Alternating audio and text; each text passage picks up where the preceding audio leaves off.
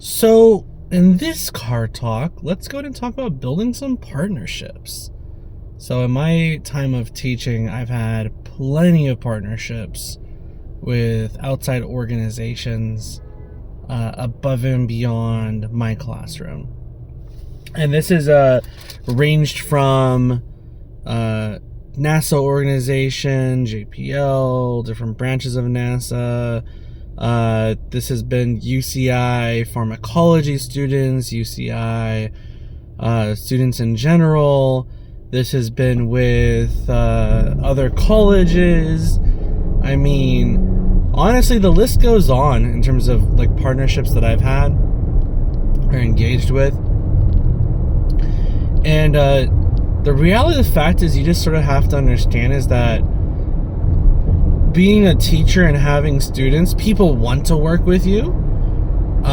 It's just that they don't, two things. They don't know how to set things up if they haven't done it before.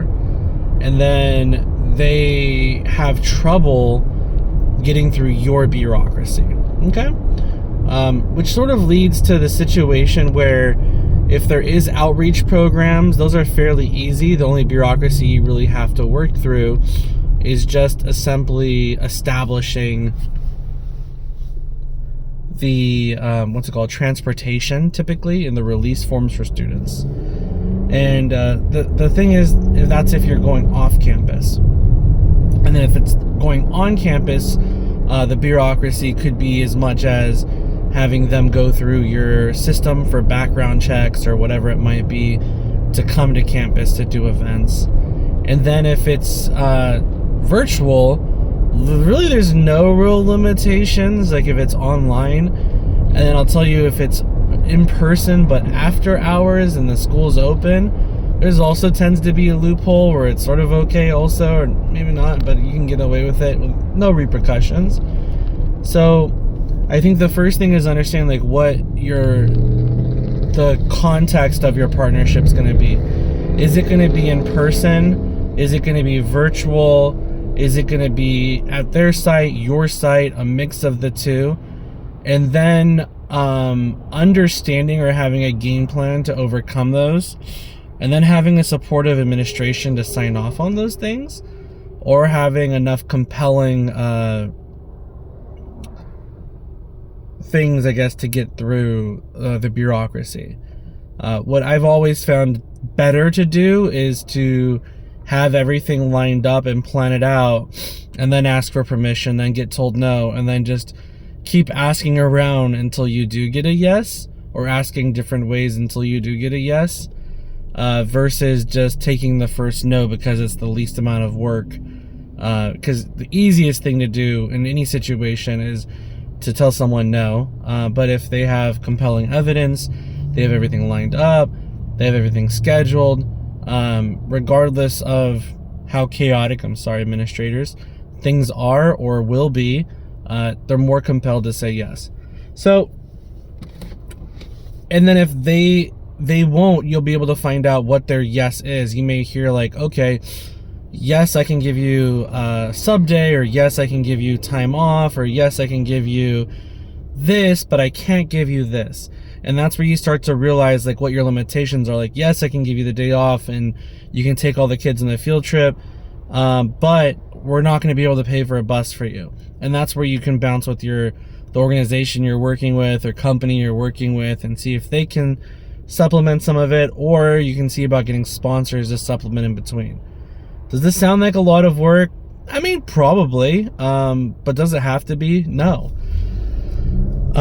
Your partnerships really are what you decide them to be, and it could simply be someone zooming in and adding that oomph to your lesson. And honestly, the number one thing I would say is just reach out, send an email, send some emails to different organizations, and you'll be surprised who's willing to work with you. Like, I think a lot, there's this idea in your head that you just can't,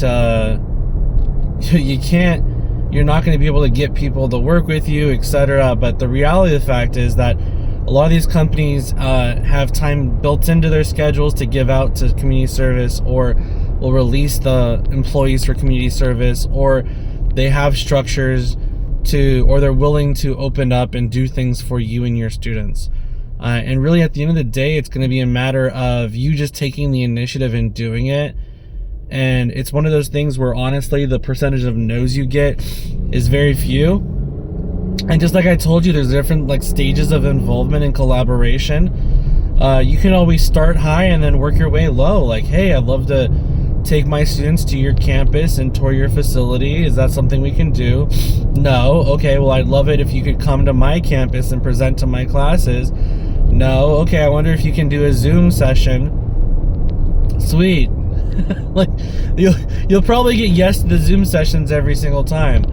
And then now we can start switching this up to having it be more impactful. And this is sort of what I've done, where, can we have you as a judge for our competition and choose who deserves to be this? Or can we have you launch the lesson or unit we're going to go into, and then my students, you come to the presentations virtually or in person at the end. Or my students are going to do a project and make a poster, and then they can bring them over and do a gallery walk at your campus, at your job, at your company. Or, you see, it doesn't have to be, when we say partnerships, all in across the board. It could be varying. I know with CalTech and JPL, I've had very specific ones that were built out, integrated into my lessons, collaborated with, etc. But I'd like to say that, you really lose nothing by asking.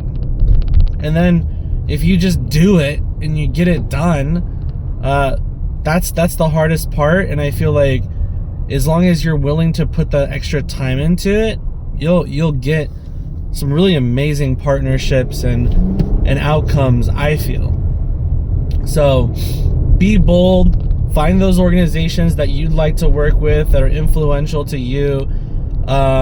Scale the level of involvement based on what you think you can do, and what you think you can do, and then scale down until you match where they meet you.